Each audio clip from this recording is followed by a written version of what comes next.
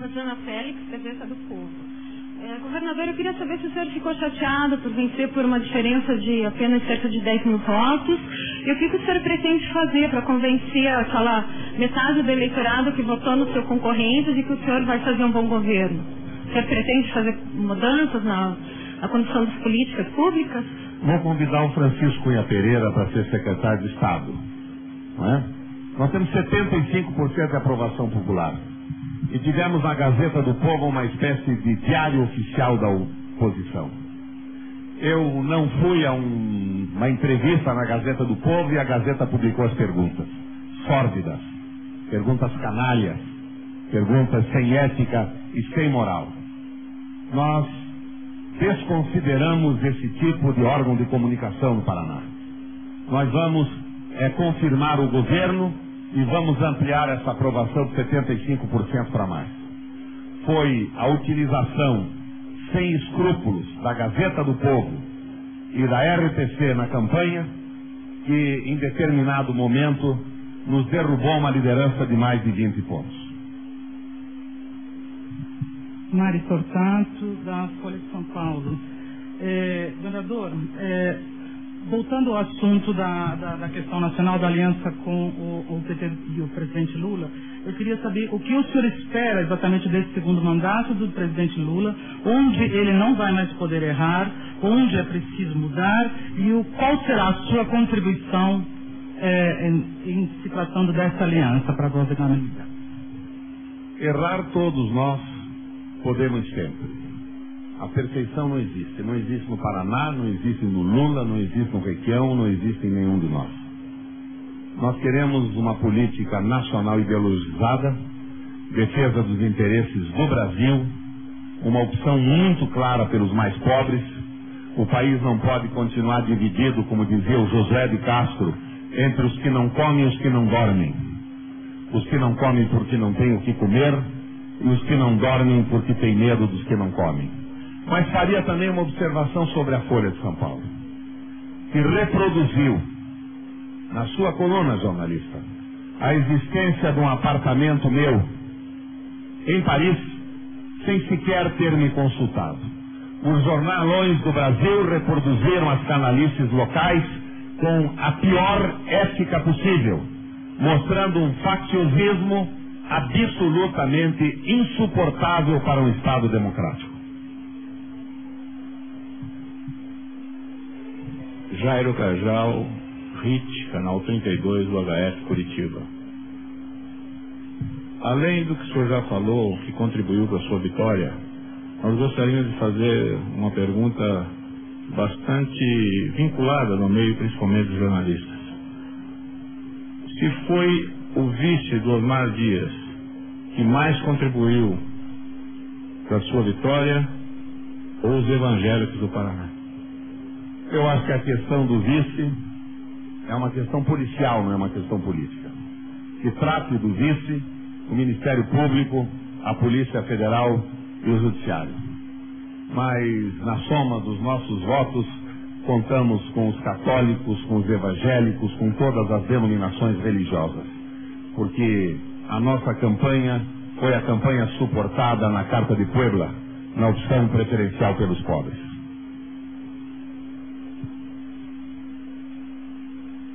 Governador, Norberto, Gazeta Mercantil. Eu queria dar um enfoque econômico para as perguntas. Para onde o senhor pretende dirigir os esforços agora nessa área de infraestrutura? O senhor investiu muito em estradas e qual seria o próximo passo? Aonde vai se concentrar o esforço do governo agora? Boa pergunta. Nós reconstruímos as estradas do Paraná. Nós vamos rearticulá-las agora para viabilizar os caminhos da liberdade. Alguns trechos, inclusive, já estão praticamente rearticulados. E nós vamos concentrar os investimentos na saúde e na educação. Nós temos 24 grandes hospitais para serem inaugurados.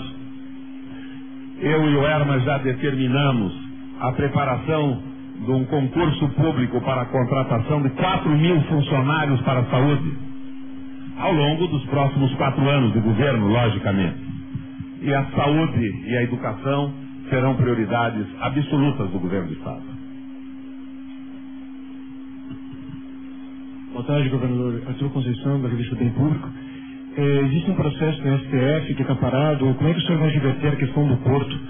Essa questão que já está no STF. E como é que o senhor vai se posicionar referente a isso nos próximos meses? O Porto de Paranaguá é a porta de entrada e saída do Paraná, do sul do Brasil e do país. Ele será mantido privado, apesar de todos os interesses que jogaram pesado na nossa derrota. Privatistas do Porto foram derrotados definitivamente. E o Porto de Paranaguá hoje, no ano da graça de 2006, se apresenta com uma probabilidade concreta de um faturamento de 10 bilhões de dólares. Mais do que o dobro do faturamento cambial do ano que nós assumimos, do ano anterior a 2003, ou seja, do ano de 2002. O Porto está aberto à visitação pública, é um exemplo para o Brasil. E foi considerado pela Fundação Getúlio Vargas o porto mais bem administrado do país, dentre os portos públicos e privados. Mas não foi por isso, por exemplo, que a Miriam Leitão deixou de dizer, num famoso jornal da Globo, que a insistência do governador em classificar produtos e não exportar porcaria tinha ocasionado a perda de 166 milhões de toneladas de soja pelo Porto de Paranaguá. Irresponsabilidade igual dos jornalões que reproduziam sem crítica, sem confirmação e sem contraditório as mentiras da campanha do Osmar Dias. Porque o Brasil, meu irmão, não produz mais que 53 milhões de toneladas. E 166 milhões de toneladas de soja é mais do que produz o planeta Terra. Não foi por acaso também que durante a campanha eu encontrei um outro repórter global, o Bial, falando nos gargalos de estrangulamento da economia brasileira. E ele foi ao Porto de Paranaguá e me apresentou um congestionamento em cima de um terminal. E diz que o Porto tem que ser privatizado, porque estava havendo congestionamento. O Porto não tem congestionamento. O congestionamento era a sabotagem da estrutura privada. E o Bial filmou o terminal privado da Cargill.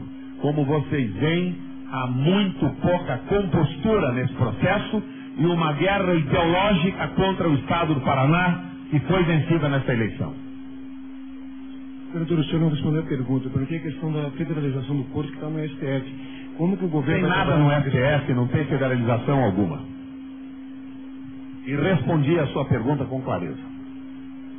Talvez eu não tenha dado a resposta que você gostaria de ter ouvido, mas a sua pergunta foi respondida. Senadora, eu sou Roberta Canetti, da CBN. Quando o senhor foi eleito em 2002, tinha 26 deputados aliados e 28 opositores na Assembleia Legislativa. Agora deve ter pelo menos 32 aliados na Assembleia. Como é que isso vai facilitar essa gestão e como será o tratamento, o relacionamento com a oposição?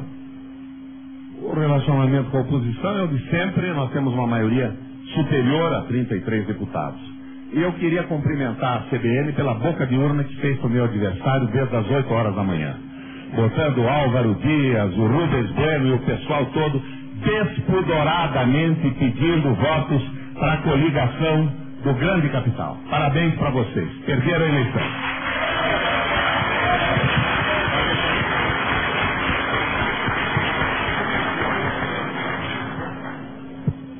Pergunta para o Jornal do Estado.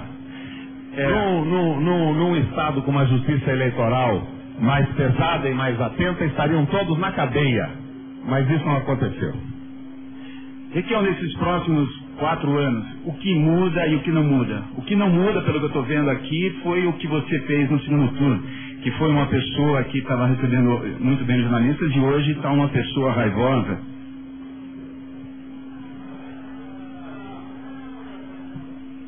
Inclusive, eu quero defender o Francisco Cui, que está moribundo, e você fica atacando uma pessoa que está morrendo. Companheiro, o mundo é bom, você também vai ser feliz e não precisa puxar saco do patrão aqui.